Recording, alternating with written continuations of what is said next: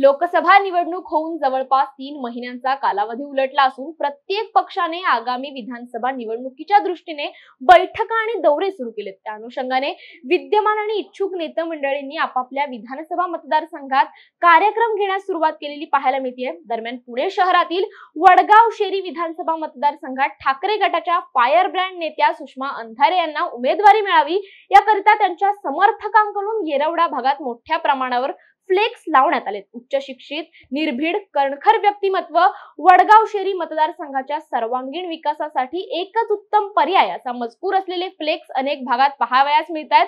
या फ्लेक्स बाजीमुळे वडगाव शेरी मतदारसंघात आगामी काळात सुषमा अंधारे निवडणूक लढवण्याची शक्यता असून अंधारे याच मतदारसंघातील धानोरी भागात वास्तव्यास आहेत।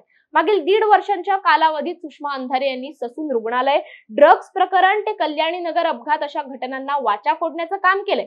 विधिमंडळात मतदारसंघातील प्रश्न मांडण्यासाठी अभ्यासू नेत्याची गरज असते आणि ते सर्व सुषमा अंधारे यांच्याकडे आहे। यामुळे वडगाव शेरीतून सुषमा अंधारे प्रचंड मतांनी निवडून येतील असा विश्वास ठाकरे गटाचे पुणे शहर उपप्रमुख आनंद गोयल यांनी माध्यमांसमोर व्यक्त केलाय।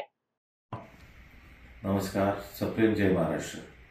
पुणे वडगाव शेरी मतदारसंघातून सक्षम महिला लोकनेत्या माननीय सुषमाताई अंधारे यांना आगामी विधानसभा निवडणुकीसाठी उमेदवारी मिळावी यासाठी आम्ही माननीय पक्षप्रमुख उद्धवजी ठाकरे साहेब व महाविकास आघाडीचे वरिष्ठ नेते यांना विनंती करणार आहोत।